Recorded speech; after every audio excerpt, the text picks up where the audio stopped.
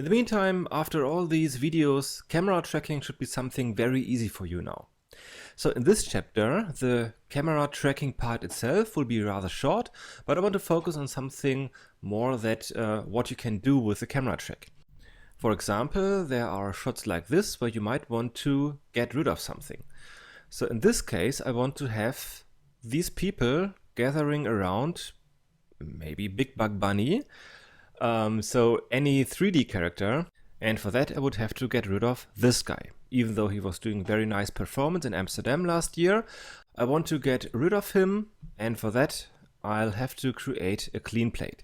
So that means I'll have to take this texture of the floor and cover him so that we don't see him. So the camera tracking part here should be very easy and straightforward, so I will very quickly do that by going to Blender, to the movie clip editor, then click on open, go to the folder with my footage, camera tracking, Amsterdam, and then load this video. Open clip, Alt A for playback.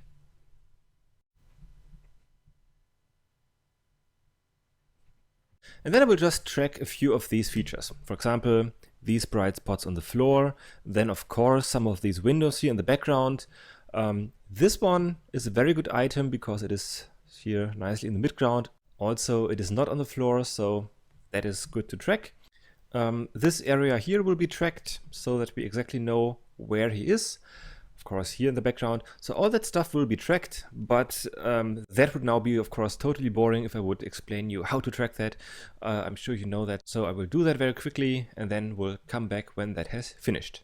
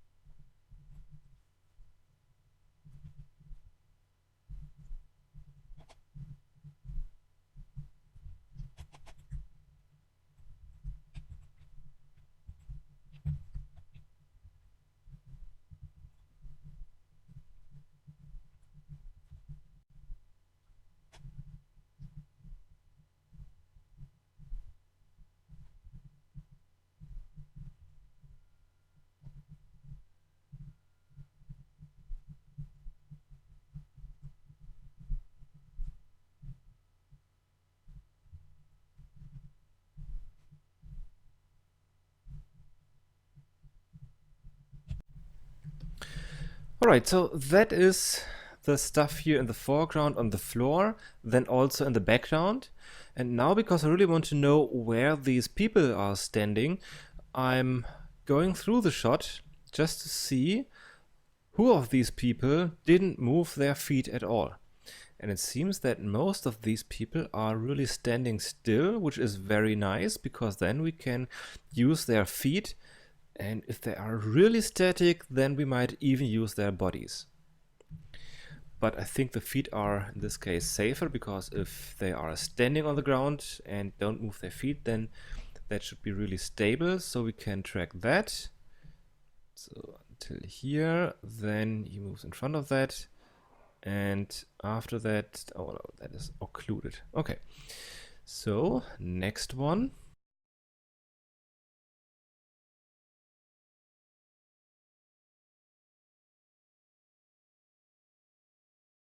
Use that, and maybe if there is someone who's really static, that guy, he doesn't move at all. It's a little bit dangerous to track people and their head, and in this case it's not really needed that badly because we have really enough tracks, but just in case, I think that he is kind of static, so we might be able to use him, although here he's leaning back. So maybe just until here. And we'll see how the error value for him is. So just in case the error value is too high, then he in fact has been moving. So then we have to delete the marker. Also, this guy seems to be quite static. But yeah, actually, I think we shouldn't do that. That is really dangerous to track people. It is probably bad. But let's see what happens.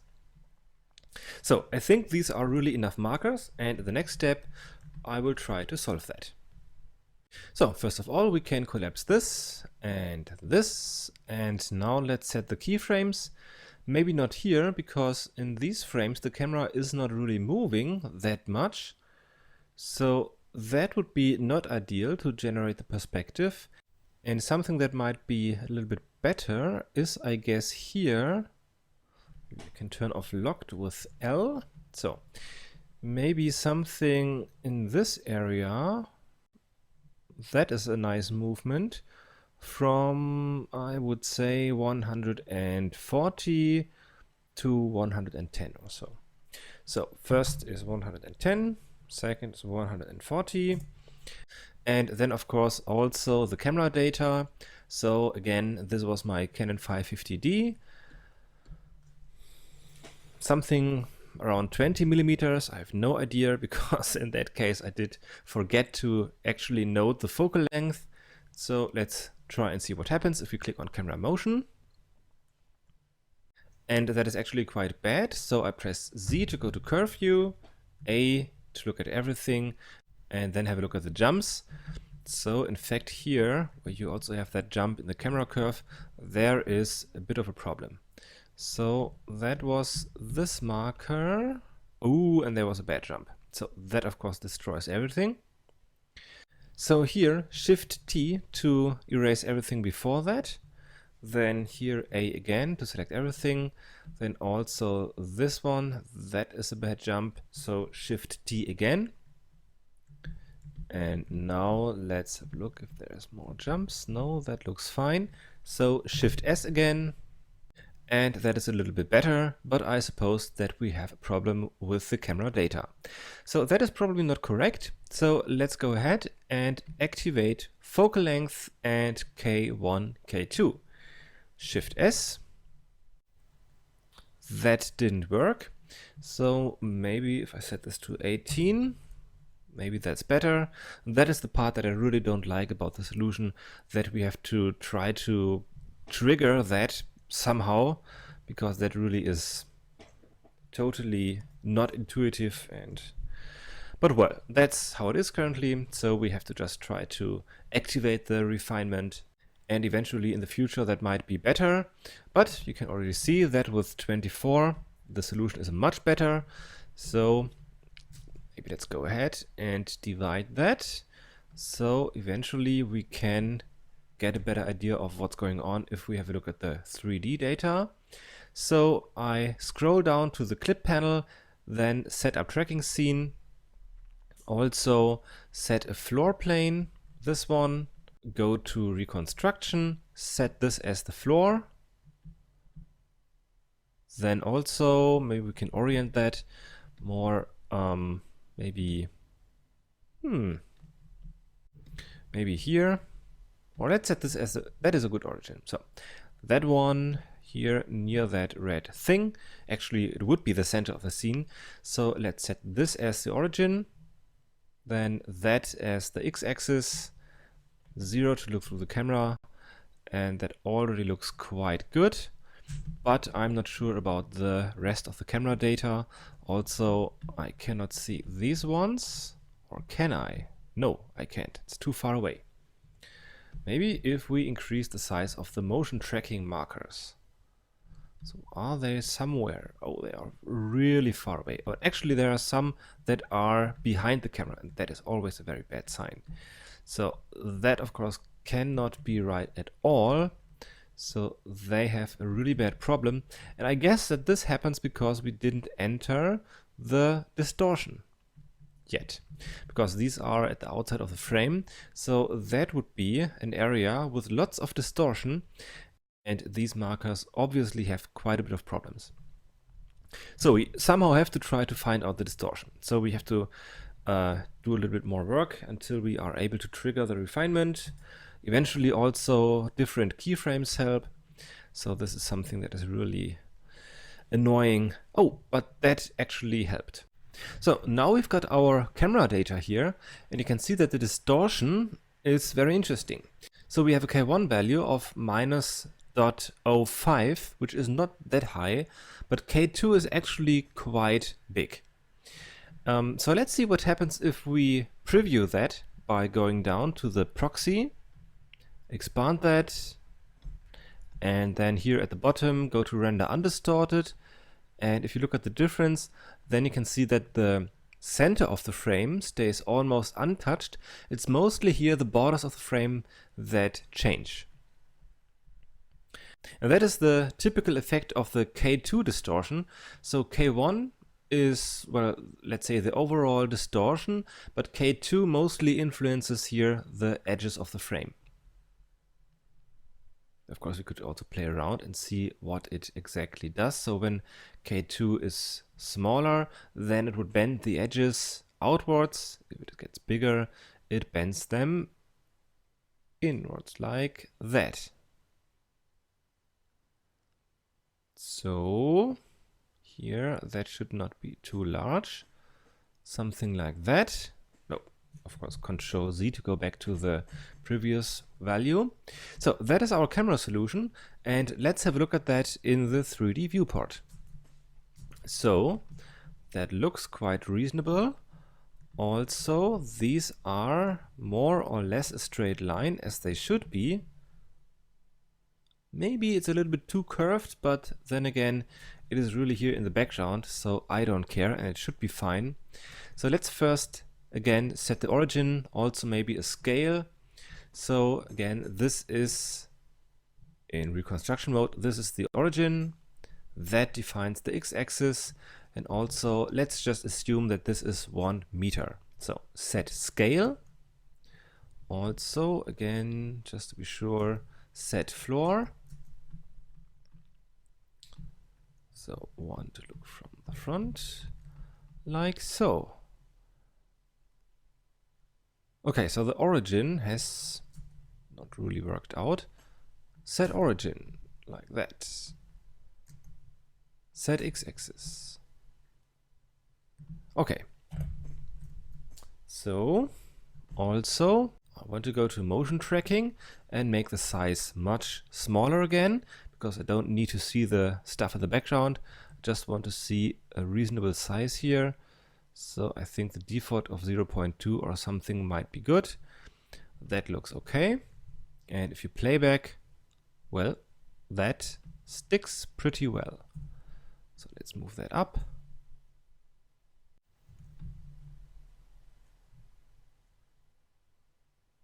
Okay, that's good enough. So let's keep this and start thinking about what we want to do. So 0 to look through the camera, and where we've got the cube here, I want to place a character that is doing something, and the easiest way for me is to just use Big Bug Bunny. Very famous animation of the Blender Foundation, because I don't have the time to model something. I'm also not very good at animating. So I just want to import something that is already finished and then place it here. So first of all, X to delete the cube. And then I want to import something from a different blend file. And importing is in this case not that kind of import, because it will be in a blend file, so we don't need any of these. But instead it will be linking. So linking means that we can link in a group from a different blend file. And that blend file I have placed here in the library folder in my tracking folder of the scene. So in lib and then rabbit rope skipping grouped.blend, that is the blend file where I want to link something from. So I can click here and go inside of this blend file, and then I've got a bunch of different folders, and if you go into group, then you will find the rabbit. So I just click on that and then link append from library. And now we've got this bunny here, And when we go to frame 1, it's playing back the animation, which is nice. Maybe it would be also cool if the bunny would face the camera and not the audience. Of course, it makes sense that way, but for us it's nicer if the bunny faces the camera. So RZ, and then we can just rotate that. And the cool thing about this linking is that it imports the animation and everything will work. And if you save the file, then the file will not be bigger as before, because everything you do is link in the data from the different blend file. So it's actually really just, well, a link. Now there's a little problem, and that is that the rig is quite old. So it has not been created with Blender 2.6 or Blender 2.5. That is really an old rig from Blender 2.4. So some things do not really work. So for example, here there are some problems with his chin and also the chest, and especially the rope also does have a problem here. But well, that's not really a big problem. It's still funny and still nice animation. So I think it would be cool if we had this scene where the bunny is rope skipping and the audience is enjoying that. But if we wanted to composite that, then there's a little problem, and that is, of course, that we still see this guy here. Now, what we can do is to just move the bunny so that it occludes this man. But, of course, still, if the bunny jumps up, then we can still see his feet, and especially here, he moves over, so we can see him behind the bunny, and also we can see the audience. So, well, that is a little problem. And in order to fix that, we can make use of a plane, and onto this plane we will project an image of this floor, of this stones and all that, but just without him.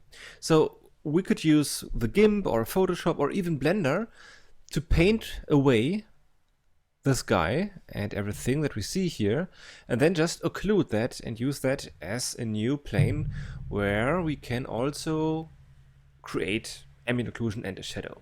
But let's first create a plane that can occlude this man. So we can use this one and just move it back until here, because I think that he never walks behind this area. So let's check from frame 1. So his feet are there.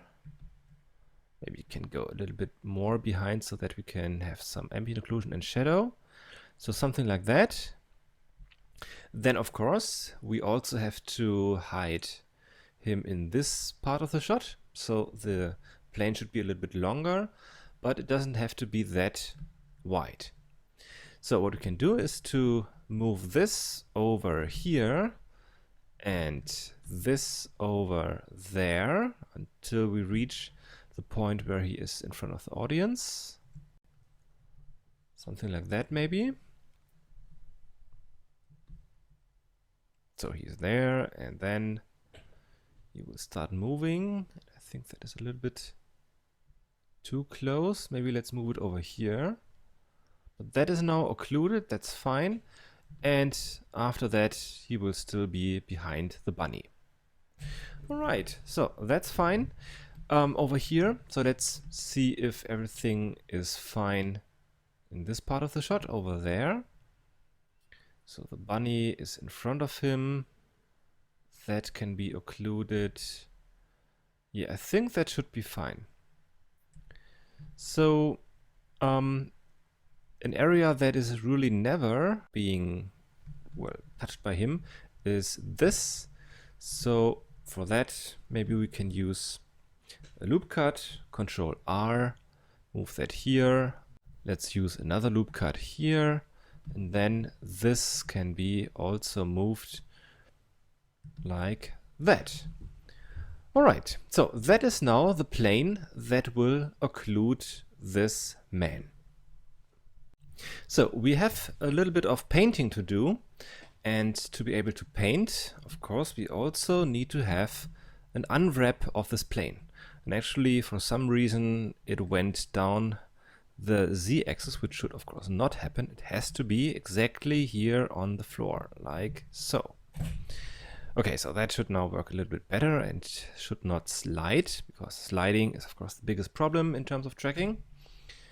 And also, yeah, that is a little bit too long now, so that was my mistake.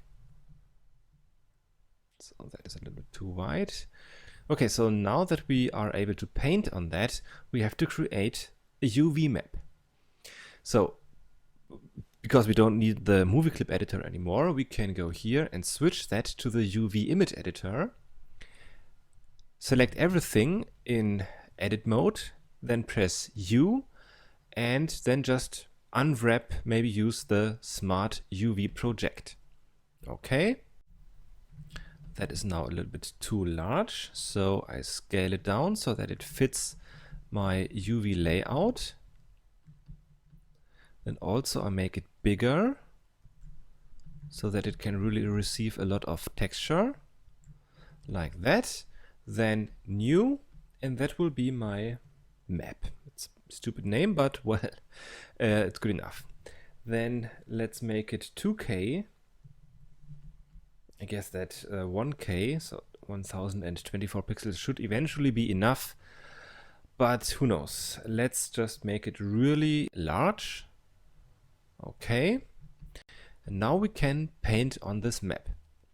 But of course I don't want to paint with black or with anything else. I want to really paint an image that we see here onto this map. And in order to be able to do that, I have to create another UV map. And for that, we can go to the object data that is over here. Now we have the UV map called map. Now we can create a second one here and call that, for example, project, because that's what we are going to do now. So project, enter, and we don't even have to go to edit mode. We can just stay in object mode and go right away to the modifiers and then say add modifier and use the UV project modifier. So use that. And what the UV project modifier will do is to project the UV coordinates onto this plane from the camera. So in order to do that, we can here choose the camera, and that will then override the UV coordinates on the UV map that we can assign here. And because I don't want to destroy the Smart UV project coordinates, but just want to project onto the map that is called project, I go here and say UV map project, like that. And now it will sort of override this UV map. And that's exactly what we need. So now back in the modifiers, we have to do another thing, and that is to define the pixel aspect ratio with that we project onto this plane. And because we are dealing with HD, we can use the HD pixel aspect ratio. And if you don't know what that is, then you can just calculate that here. So 1920 divided by 1080, but in this case it's 1088 because of this stupid Canon HD format thing. So 1920 divided by 1088, enter, and that will give you a certain value, and that is the pixel aspect ratio for the X width of this image.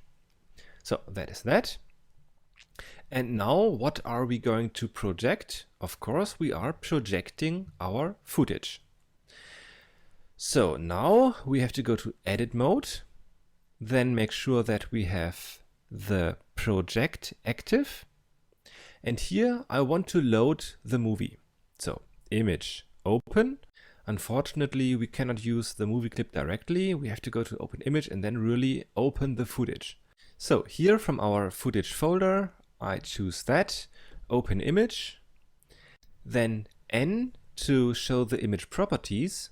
We can collapse that. We also can collapse this.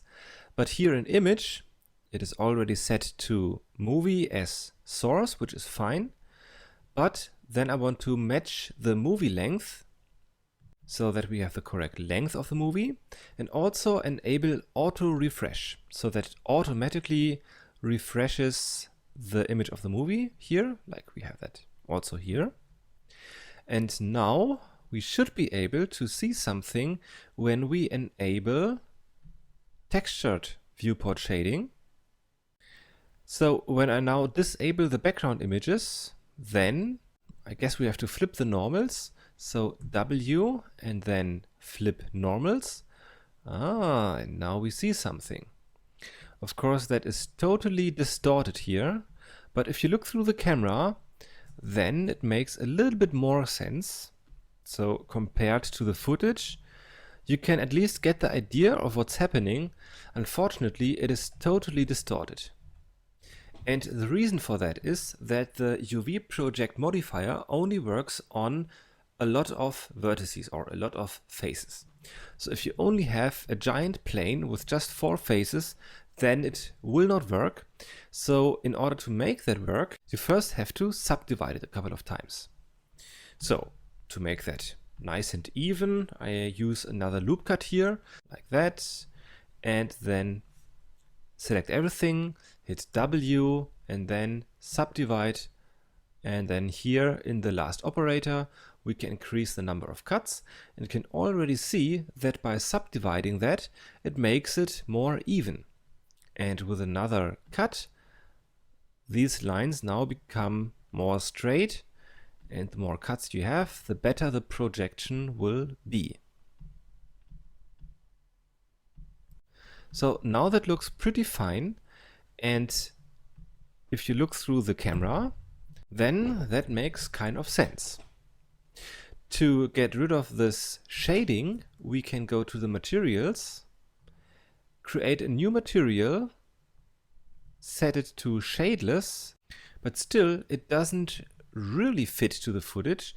So let's see why that happens.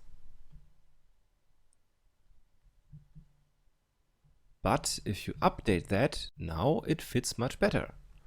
So why is that? Well, currently the movie clip only updates when it is updating here in the UV image editor. So when it is updating down here, then the movie will display correctly also in the 3D viewport. Now to make that even better, I disable the undistortion and especially increase the opacity. And now it blends perfectly.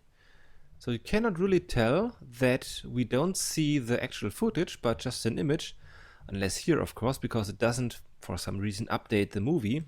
But if you keep the UV image editor open, where you see the movies, that updates, then we now have a perfect blend between the movie and the projected images.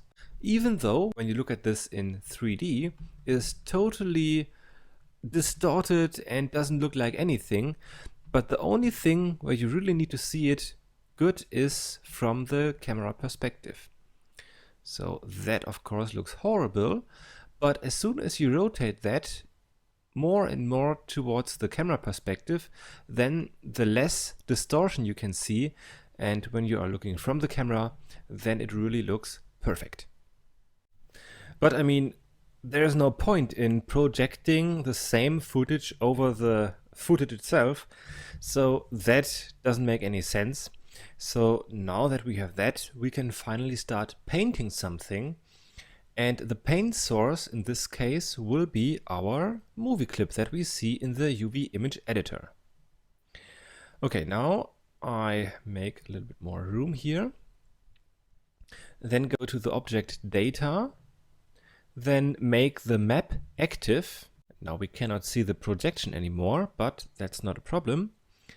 Then go to edit mode, make sure that everything is still alright, and yes, that looks fine. And because this is now active, when you start painting on it, it will be painted on this black image.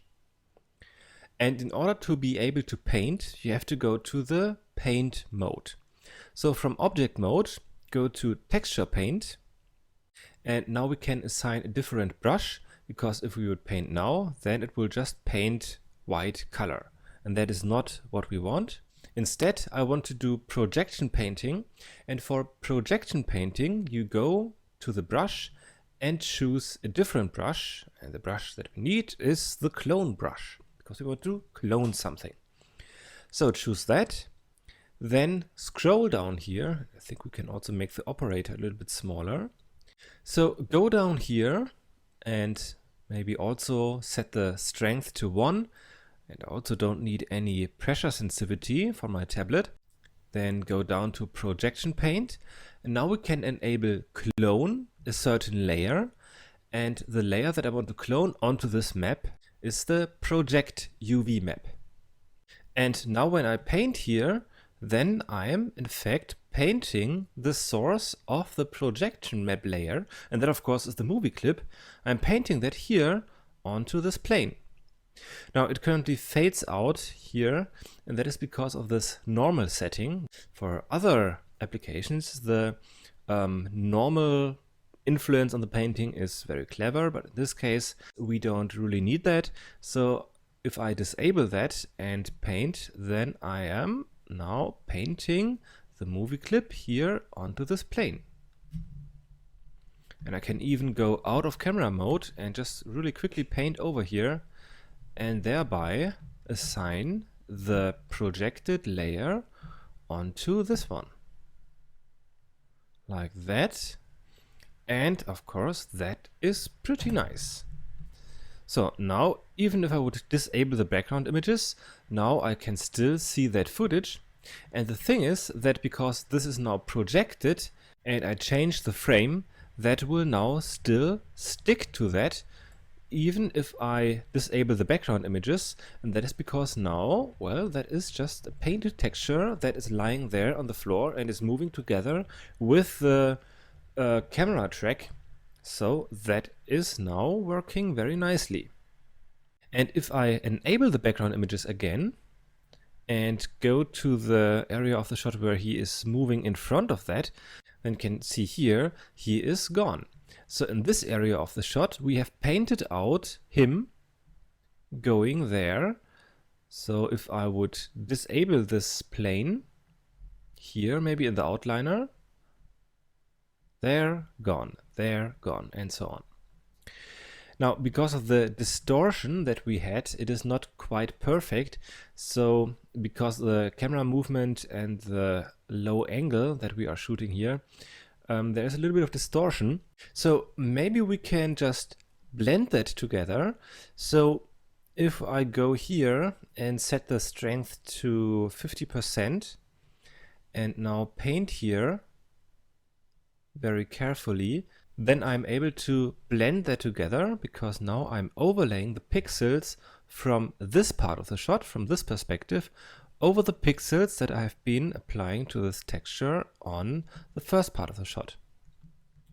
And there I cannot really tell any difference. I mean, if you really know that there's something going on, then you might be able to tell that this is a little bit sharper than here, but honestly, no, you can't tell it. It's just a very good effect. So that works pretty nicely, but of course here is something that we still have to get rid of. Now maybe we can do that by having a look at the background images again. So here, let's see, where is he? So in the second part of the shot, he is more over here. So there, that should be something where we can just paint over. Maybe now again with 100%. So just paint that away until here. So now that is gone. And now the only thing that is problematic is here, this area.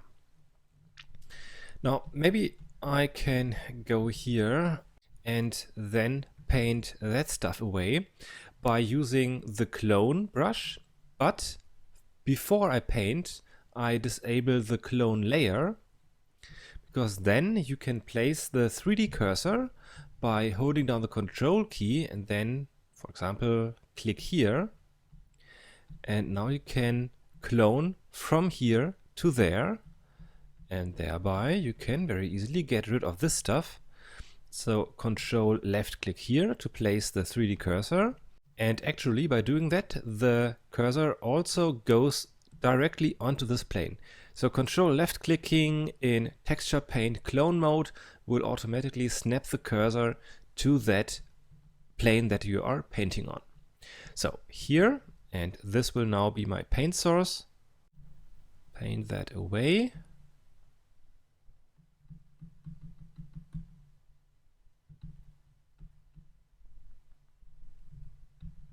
Like that. Then also, of course, here. So that will be an area that is, of course, not really that great. But then again, we've got the bunny that is in front of that. There's a little bit of movement, so that won't be really visible. Okay, let me just very quickly finish that.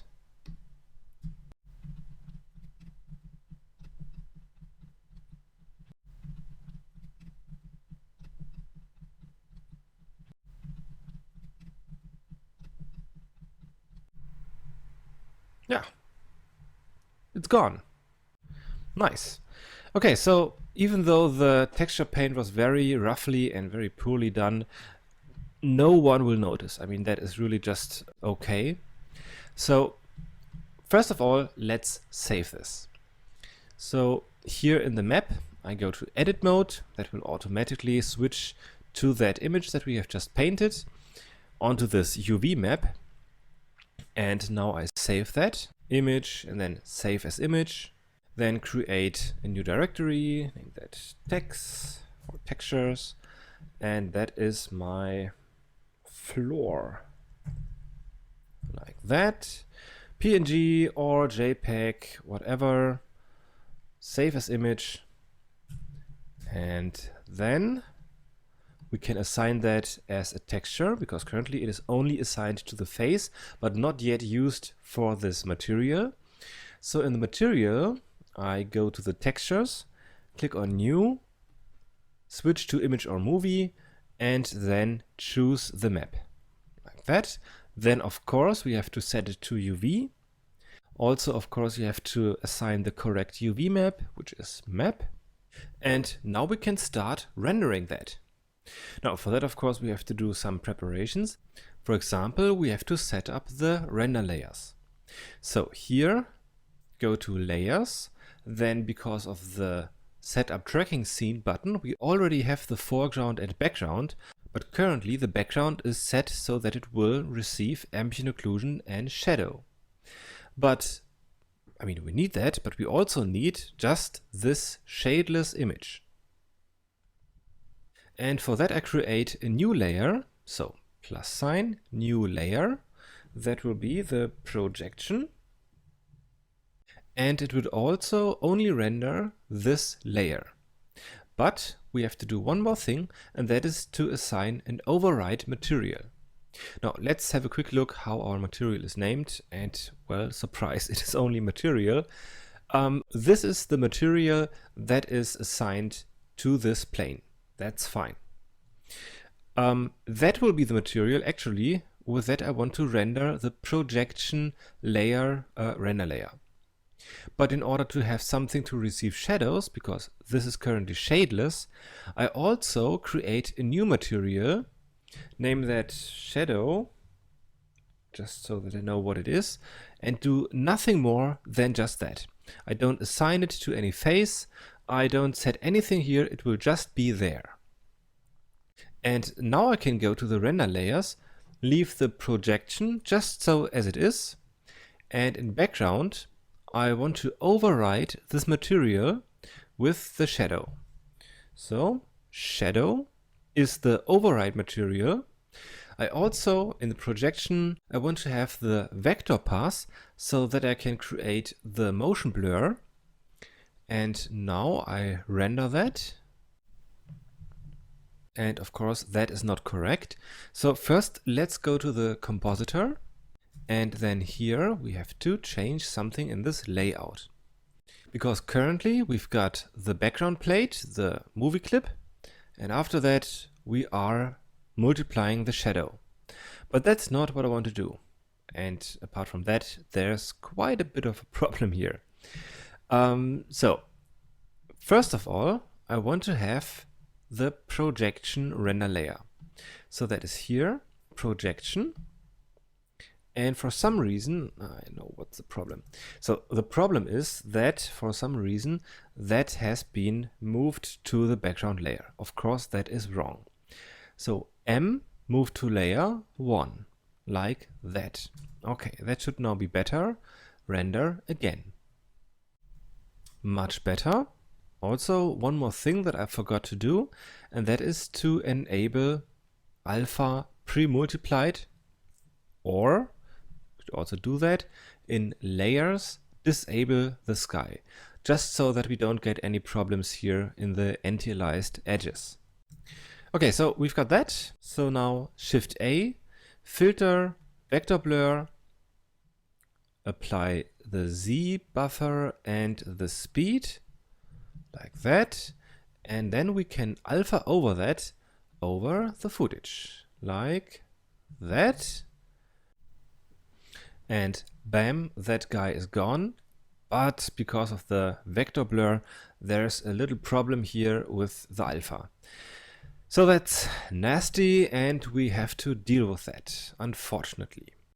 And one way to get rid of that would be to blur the edges of the whole thing so that we don't even see them.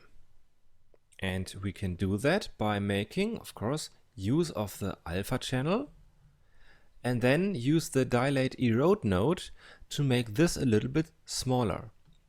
So Shift A, go to filter, dilate erode, then try to make that a little bit smaller, like so. Blur it, fast Gaussian, just a few pixels, maybe even a little bit more, like so. And then we have to apply this new alpha channel to that by going to converter and then use set alpha like that.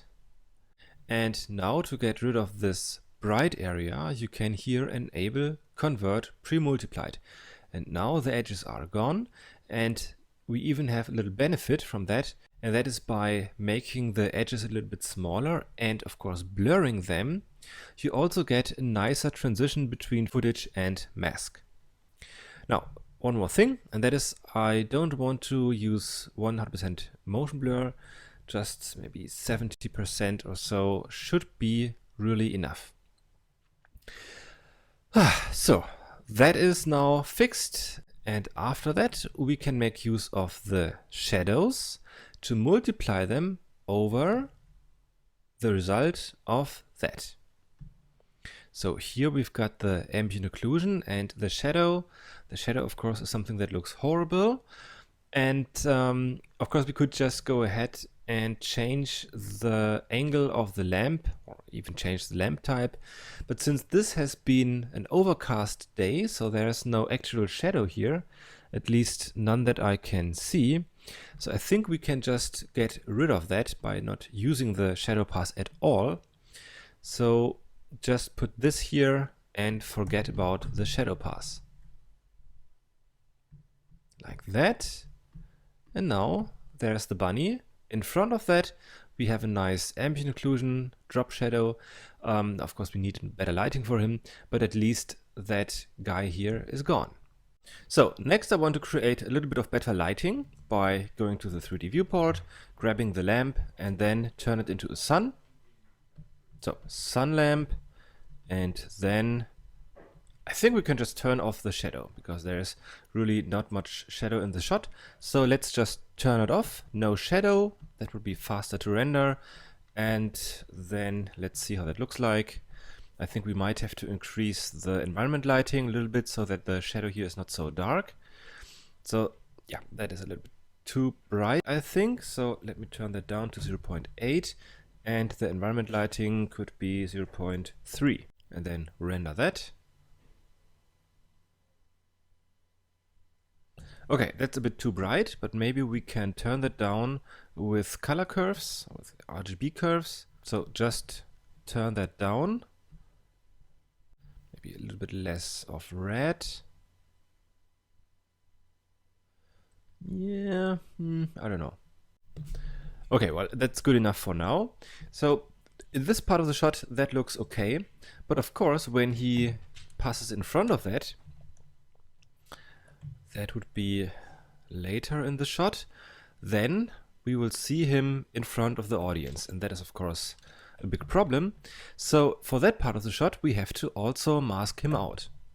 But now that we know how to do that with texture painting and projection and stuff like that, that is now totally easy. So I place my cursor here by grabbing these two markers and then hit Shift S, cursor to selected, and then Shift A, add mesh plane, RX minus 90. And then I want to make sure that the plane is really big enough to cover him in every part where he's visible. So in wireframe mode, I already see that this is probably too small. So I just grab these edges, move them out a little bit. Okay, so that's how far it should go. And then there, you can see between the bunny and this plane, we can still see his head a little bit. So that should go a little bit more over here. Also here, that should be covered like that. Okay. Okay, that's fine. Then, of course, one thing we have to do is to bring the top edge down, because if the camera is moving and you can see that the building behind the heads of the people is static, that would, of course, totally give away the illusion of masking them out. So down so that we don't see the building behind these people.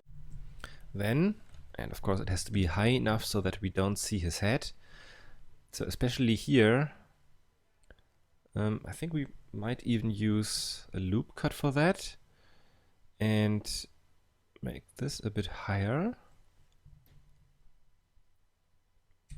Okay, doesn't need to be that far. That can be a little bit lower, like this. And I think that should be fine. So now another loop cut here, and subdivide it so that we have enough faces and enough detail for the UV project modifier to work. Also, we can go to the image editor, make that a bit smaller. Or actually, I want to go to the default setting. So default layout, and then here, Smart UV project. Okay. Then make it smaller so that it really fits to that layout, like so. I think I could also have used the UV project from Bounce, but it's fine. So a new image, untitled, or let me call that people mask, like that. Okay. And now in the object data, create a new map. That will be our paint source with the movie on it. So project, then go to edit mode while the project is active, and then load the movie file so that we have it updating. Also, I want to make it shadeless. So new material, that is the people mask, and it is shadeless. And of course we have to apply the UV project modifier because that doesn't look correct. So in the modifiers, add modifier UV project, camera, UV map is project, and the aspect ratio, we have to fix that because that isn't right. So 1920 divided by 1088, and now that is okay. And we can use that as a paint source. So back in the object data, I activate the UV map, then switch to texture paint, make sure that clone brush is enabled, that you have 100% strength, and also normal disabled, and the clone source, of course, is the project UV map. So like that. Now we can just paint this quickly on top of these people. And ideally you should do that from a frame where we don't see this man, and also maybe we don't see that bunny, like so. We can easily paint that away. And on this frame the illusion is perfect, but if we go a few frames back, then you might see that there is a little border here. So if I now go back and forth, that is now not perfect anymore. But in this case, I think we can get away with the dilate erode and the blur node. But for now, maybe that will work. Let's see. So back in edit mode, I want to now save this image, this mask, by going to image, save as image, and then in my text folder, these are the people. All right, I've got that. Now in the material, of course, we have to apply the texture. So new texture, image, and choose the people mask, set it to the correct UV coordinates, UV map. Then it should go to a new layer. So M, move to layer 3, or that layer down there. Or actually it could have also gone to layer 2 or whatever layer, it doesn't matter. You just have to apply the correct render layer. So these are the people, and the people are on layer 11, 12, 13. Also, I want to use vector blur for them. Disable the sky or render with pre-multiplied alpha, like so. And hopefully that will now work. So render image. There's our mask, and in the composite we can now put this on top of these people. So compositing layout, and maybe let's go in between here. So I want to just copy this whole node tree because I want to use the same thing with dilate, erode, vector blur, and set alpha. So just duplicate that with Shift D, move it up here, change the source to people, so that is now this, and with another alpha over, we can now put this in front of these people here. And it might be a little bit too blurry, so that could have been my fault. So eventually I've been painting this image while being on a blurred frame with maybe some motion blur. But still, if there is the bunny in front of it, then I don't think that it will be that obvious. Now let's see if it really works. If we go here and render on a frame where we would see him, because I guess that here the gap is a little bit too big, so eventually we might have to cheat a little bit. So let's have a look at that. Yeah, so here, especially because of the dilate, erode, and the blur, we can see him walking in front of that. So because we are blurring and dilating the mask of the ground, so we are making that smaller and blurring it, so that's why we can really see that here. So I think we just have to cheat a little bit, and that is of course not very correct. And yeah, well, but then again it is really far away, so I don't think anyone would notice. Also, let's be really nasty and just move the feet down a little bit. So let's try again. Okay, so that now works a little bit better, although I think we can still see a little shadow from him. Yeah, so there's still something. So let me just make the dilate a little bit smaller. Also the blur could be a little bit smaller. And this is something that I could have been paying attention to in the first place, but well, that's how it goes. You do something and then just in the final frames you notice there's something going on. But I think that now fixed it. We would have to see that in motion, but I guess that it should do the trick. Okay, now, but we are replacing all these people for quite a long time, just so that we can mask him out for a rather small area and a rather short time. So in that case, we could use rotoscoping to mask out the mask, because of course we want to get rid of him, but replacing these people all the time is not really necessary. So it's just for a few frames in this little area where we really have to replace him, but since the camera is moving, we had to do this giant mask. So what we can do is to create a roto mask to mask out the mask that masks out the people. Okay, that sounds complicated, but actually it's not. So to do that, I create at any random point here, for example there, I create a curve. So Shift A, curve, Bezier circle. Rotate that so that we can see it like that. And if I now hit Z to go into solid draw mode, then we only see the outline, and that is because we still have the curve as a 3D curve. So when you create a new curve, you have to go to the curve object data and then switch from 3D to 2D. And that will make the curve appear like a solid object. And now we can animate that either by just doing very simple object animation, or we can also animate the shape. But for that, we have to enable a nice little add-on called Roto Bezier, and that will make animating this curve shape easier. So go to File, User Preferences, Add-ons, then type Roto, activate that, and then if you open up the tool shelf, then down here you can see the Roto Bezier tools.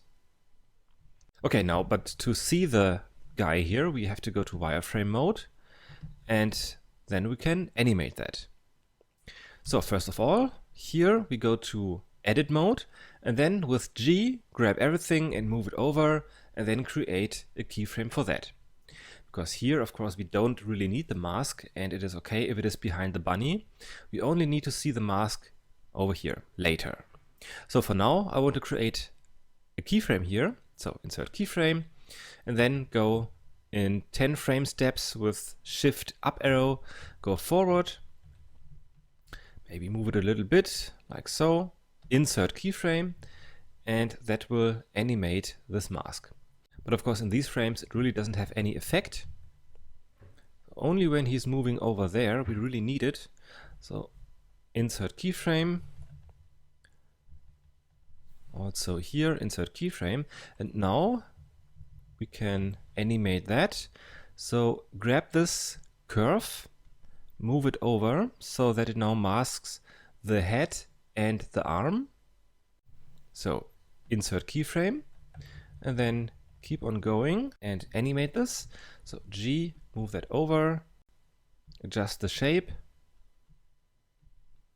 select everything, insert keyframe, and now this shape will be animated. And obviously I did a really poor job in creating these keyframes here. Don't know what happened.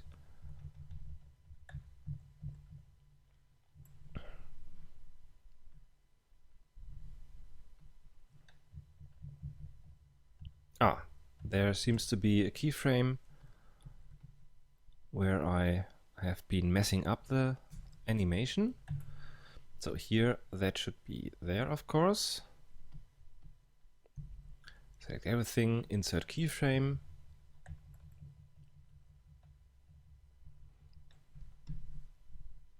Move that, adjust the shape, select everything, create keyframe. And currently this is still a little bit tedious. I mean, the Roto Bezier add-on is really nice, and actually it's not that bad, but still it allows us to mask him, and that's all we need to do.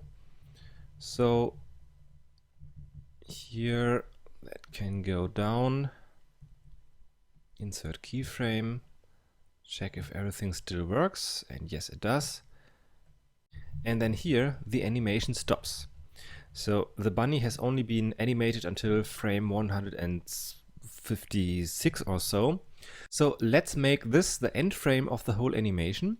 So in the timeline with my cursor here, I press E for end frame, So now the whole thing stops at frame 155.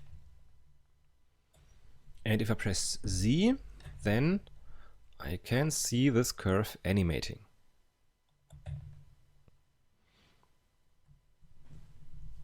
Alright, so now with that, I press M to move the mask to another layer. Maybe let's use, I don't know, maybe this one. Then of course activate that layer so that we can see it. Also I want to create a new mask layer. So plus sign, that is the mask for the mask, mask. And that is this layer, like so. And I believe we have to do one more thing. And that is something that you will probably notice when you render that. And that is to make both of these untraceable. So the materials that we are using here for these masks can be traced by ray tracing, and that is why this object here is having an effect on the ambient occlusion on our shadow catcher. So that shadow that you can see here is caused by this plane, and also we've got a problem with our mask. So both of these should get a material that is not traceable for ray tracing and ambient occlusion. So with that selected, I go to the people mask material, and then here in options just uncheck traceable, so it will be invisible for the ray tracing that is being used to create the ambient occlusion. The same I want to do for the mask.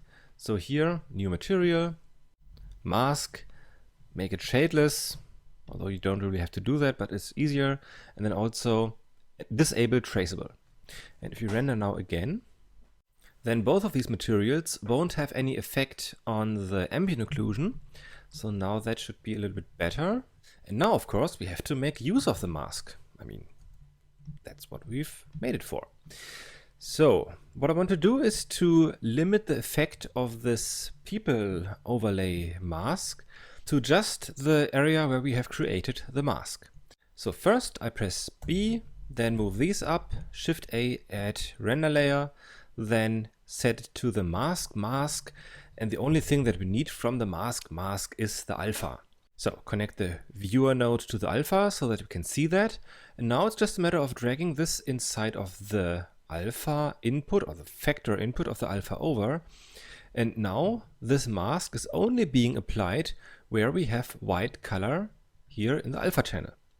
Now, of course, the edge is a little bit harsh, so we can just duplicate the blur node, Shift D, drag it onto this line, and now the edges are a little bit smoother.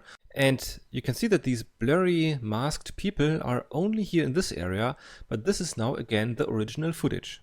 So before, after, before, after. And let's check on one frame where we really would see him. So that is, well, actually it is here. So let's have a look, maybe like that. F12. Eventually we have to grow the mask or shrink the blur. But no, it works quite okay. So when you look at this with our bunny, then here we've got the original footage, there we've got the static people, and it is a little bit more blurry, but not so bad that anyone would notice. And well, of course, the materials and textures of the bunny are missing, so that looks horrible. But because this tutorial is just about creating these masks and dealing with kind of clean plates, I don't really care if the bunny is pretty or not. So let's render that just to see if everything is working. So create an output directory. I've already created that. So //render/ and then set it to JPEG, and now Control F12 or click on animation to animate that and see if everything works. And after rendering here in the DJV viewer, when I hit playback, then you can already see that here is something that I forgot to mask out. So that is something that some of you might have already noticed during me recording this, but well, I didn't see it. So for a final render, I would have to mask that out, or just make the plane a little bit smaller. That should not be really hard to do. Just a simple Bezier curve mask that will get rid of this stuff. So that would be very easy to do, but I mean, for now, I won't do it. Okay, but the rest is working really nicely. So the floor is great. We cannot see this guy. Also here, the people are moving, but still we can't see him getting in front of these people. So our little trick with the Roto Bezier mask, masking out the mask for the people, worked really great. And I think that the result is pretty good. Apart from the fact that we are missing the fur, the textures, that the rig is broken. So all these problems are, well, of course not so nice, but not related to our tracking and compositing. And yeah, that now also concludes this little chapter on masking, projection, painting, UV project, and clean plate creation.